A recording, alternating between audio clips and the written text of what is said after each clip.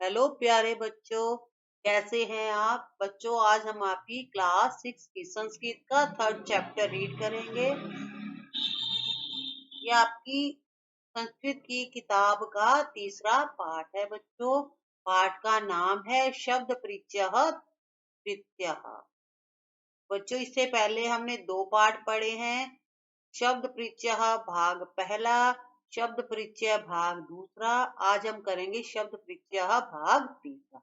तो बच्चों, पहले पाठ में हमने पुल्लिंग के बारे में जाना था और दूसरे पाठ में हमने जाना था स्त्रीलिंग के बारे में। बच्चों, इस पाठ में हम चित्रों के माध्यम से अकारांत नपुंसक लिंग शब्दों का ज्ञान करेंगे। जो शब्द न तो पुल्लिंग होते हैं ना ही स्त्रीलिंग होते हैं, वे नपुंसक लिंग कहलाते हैं। जैसे वस्त्रम, पुस्तकम, फलम, भवनम आदि। तो बच्चों, आज हम जानेंगे नपुंसक लिंग के बारे में। इसके साथ साथ हम सर्वनाम शब्दों का ज्ञान भी करेंगे। बच्चों, पाठ शुरू करते हैं। एततः किम। आपको बच्चों चित्रों को देखकर ही प्रश्नों के उत्तर देने हैं। तो चित्र किसका है बच्चों? तो हमें ये महिला के बारे में नहीं पूछा है, ठीक है। हमें पूछा है महिला के हाथ में क्या है। नपुंसक लिंग के बारे में हम यहाँ पर बात कर रहे हैं। तो एततः का अर्थ होता है बच्चों यह, और ये बच्चों एक वचन के लिए है, ठीक है, एक ही चीज के लिए। अब एक वचन में क्या होता है बच्चों? एक वचन में एक ही वस्तु होती है, ठीक है।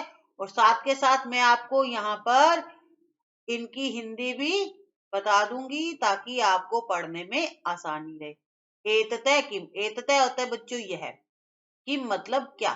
तो इसकी हिंदी आएगी बच्चों यह क्या है, यह क्या है। अब बच्चों, आपको चित्र में देखकर बताना है कि महिला के हाथ में क्या है। एततः, एततः का मतलब होता है यह, और खनित्रम, खनित्रम का अर्थ होता है बच्चों कुदाल। तो महिला के हाथ में क्या है? कुदाल है। अस्ति, एततः खनित्रम अस्ति। तो ये आएगा बच्चों यह कुदाल है, यह कुदाल है। आप कुदाल को फावड़ा भी बोल सकते हो, ठीक है। यह कुदाल या फावड़ा है। अब बच्चों थर्ड लाइन है श्रमिका खनित्रम चाल्यति। श्रमिका होता है बच्चों मजदूरनी, श्रमिक होता है मजदूर। तो यहाँ पर महिला श्रमिक है तो इसे हम बोलेंगे बच्चों मजदूरनी खनित्रम चाल्यति। श्रमिक यानी मजदूरनी कुदाल चलाती है, मजदूरनी कुदाल चलाती। बच्चों, ये जो हम पढ़ रहे हैं ये एक वचन के बारे में पढ़ रहे हैं, तो हम लगा रहे हैं एततः, ठीक है। एततः का अर्थ होता है यह। जिस तरह से आप हिंदी इंग्लिश में लगाते हो दिस दैट, जो चीज हमारे नजदीक होती है उसके लिए हम दिस लगाते हैं, जो चीज हमारे नजदीक है उसके लिए हम यह लगाएंगे, ठीक है। अब अगला है बच्चों तत् किम। तत् मतलब होता है बच्चों वह। इंग्लिश में आप लगाते हो दैट, जो चीज हमसे दूर होती है उसके लिए हम लगाते हैं दैट। तो यहाँ पर हिंदी में भी जो चीज हमारे से दूर होगी उसके लिए हम वह लगाते हैं, ठीक है। तो आपको इन शब्दों का ध्यान रखना है क्योंकि ये आपका बिल्कुल नया सब्जेक्ट लगा है, तो आपको संस्कृत के शब्दों का पता नहीं है। तो आपको इन शब्दों को ध्यान से सुनना है और समझना है। तत् मतलब बच्चों वह, किम मतलब क्या, वह क्या है। तो ये एक वचन है बच्चों, ठीक है, यानी एक ही चीज के बारे में है, तो हम लगा रहे हैं तत्। वह क्या है, तो चित्र देखकर आपको बताना है क्या है। यहाँ पर लिखा है ना विश्राम गृहम, तत् विश्राम गृहम अस्ति। विश्राम गृहम का अर्थ होता है बच्चों विश्राम घर, ठीक है, जहाँ पर आराम करने के लिए हम बैठते हैं, वो वाला घर। तत् मतलब वह विश्राम घर है। हिंदी बनेगी बच्चों वह विश्राम घर है।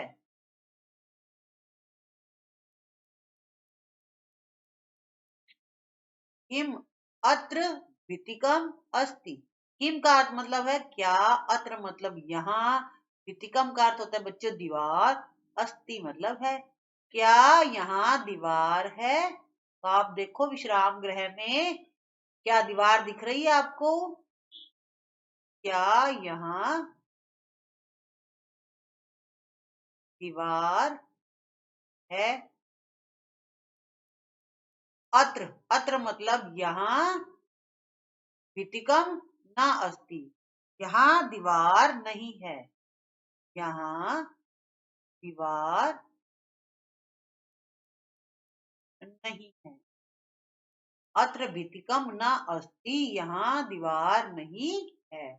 बच्चों ये एक वचन के लिए था, ठीक है, तो हमने लगाया था यहाँ पर एततः और तत।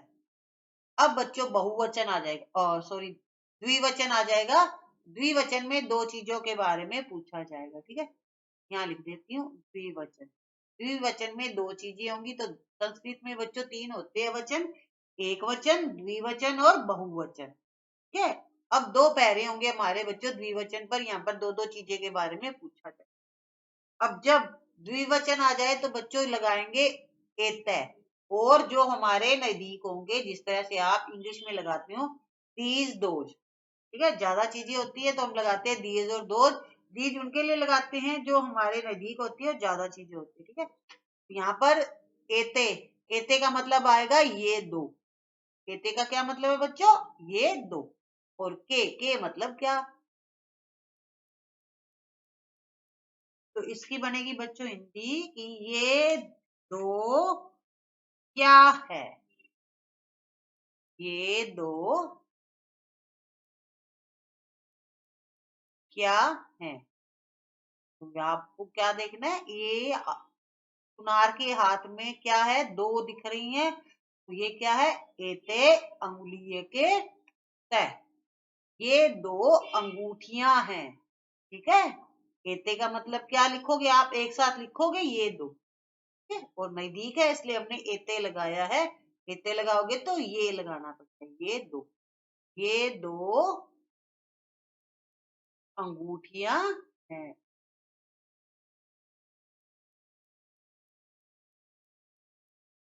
अंगूठियां जो हम अंगुलियों में पहनते हैं, ठीक है।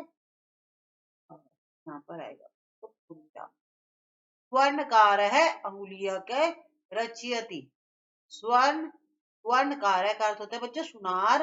अब अंगुलियां अंगूठियां कौन बनाता है, सुनार बनाता है, तो इसकी हिंदी आएगी बच्चों सुनार अंगूठियां बनाता है, रचयति मतलब बनाता है, सुनार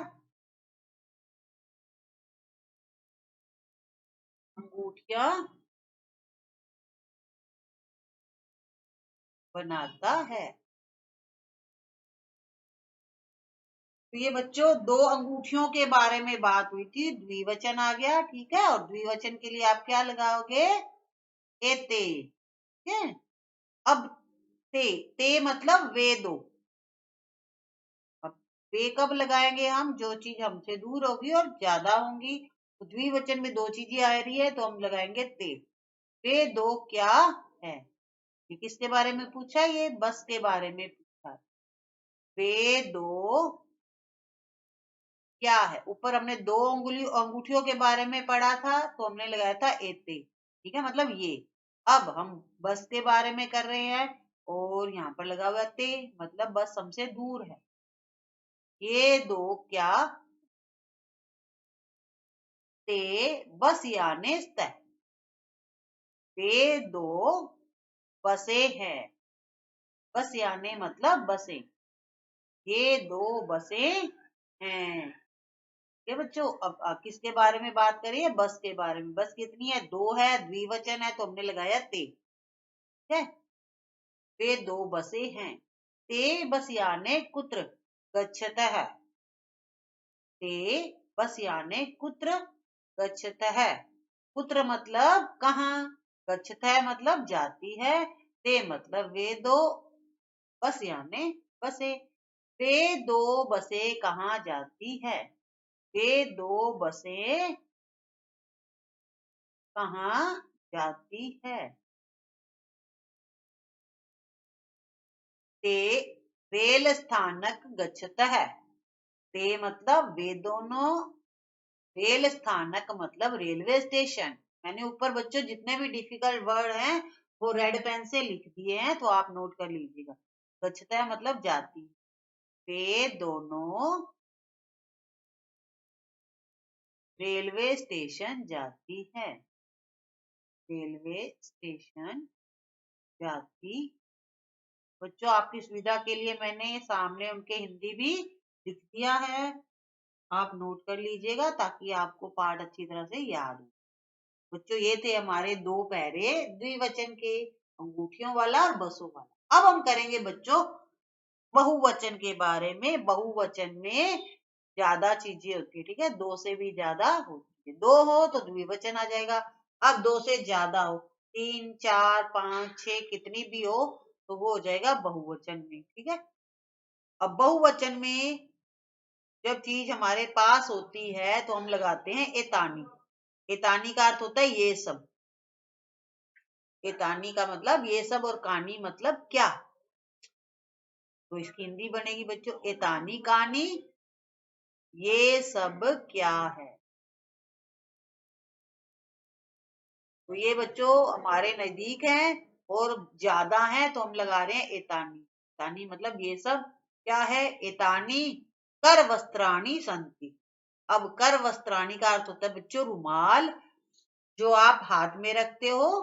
कर मतलब हाथ होता है, ठीक है। कर का क्या मतलब होता है हाथ, और हाथ का वस्त्र मतलब रुमाल। कर वस्त्राणी मतलब रुमाल। एतानी कर वस्त्राणी संति, ये सब रुमाल हैं। ये सब रुमाल है। किम एतानी पुरानानी। पुरानानी मतलब पुराने। किम मतलब क्या, क्या ये सब पुराने हैं। किम एतानी पुरानानी, क्या ये पुराने हैं। ये सब पुराने हैं। ना एतानी तू नूतनानी। एतानी मतलब ये सब, तू मतलब तो, नूतनानी मतलब नए हैं। नहीं ये सब तो नए हैं। तू आया ना यहाँ पर, तो आएगा तो, नहीं ये सब तो नए हैं। बच्चों ये बहुवचन चल रहा है हमारा। बहुवचन में ज्यादा चीजें आएंगी और जो नजदीक होंगी उनके लिए आप लगाओगे एतानी, ठीक है। अब जो चीज हमसे दूर होगी और ज्यादा होगी उसके लिए आप लगाओगे तानी। चित्र देखकर आपको प्रश्नों के उत्तर देने हैं। तानी कानी। तानी मतलब वे सब। ये तानी था तो लगाया था ये सब, और तानी है तो लगाओगे वे सब। वे सब क्या है। वे सब क्या है। तानी कदली फलानी संति। कदली फलानी होता है बच्चों केले, केले का फल। तो यहाँ पर किसके बारे में पूछा है, केले के फलों के बारे में बात हुई है। आप देखकर, चित्र देखकर आप सोचोगे तो पेड़ के बारे में बात हुई है, पेड़ तो एक ही है, लेकिन यहाँ पर केले दिखाए गए, हमें केलों के बारे में बताना है। तानी मतलब वे सब, कदली फलानी मतलब केले हैं या केले के फल हैं। वे सब केले हैं। अब केले ज्यादा हैं इसलिए हमने क्या लगाया है, तानी लगाया है, और दूर है इसलिए तानी लगाया है। किम तानी मधुरानी। किम मतलब क्या, तानी मतलब वे सब, मधुरानी मतलब मीठे हैं। क्या वे सब मीठे हैं। मधुरानी का अर्थ होगा मीठे। बच्चों जितने भी कठिन शब्दार्थ है मैंने यहाँ पर ऊपर लिख दिया है, उनकी हिंदी लिख दिया है। वो साथ के साथ हिंदी भी लिख रही हूँ लाइन की, ताकि आपको पढ़ने में दिक्कत ना आए। आम तानी मधुरानी पोषकानी च। आम मतलब होता है हाँ। संस्कृत में बच्चों हाँ को बोलते हैं आम और ना को बोलते हैं न। ठीक है। आम, तानी मतलब ये सब, मधुरानी मतलब मीठे, पोषकानी मतलब पोषक है। हाँ, वे सब मीठे और पोषक है।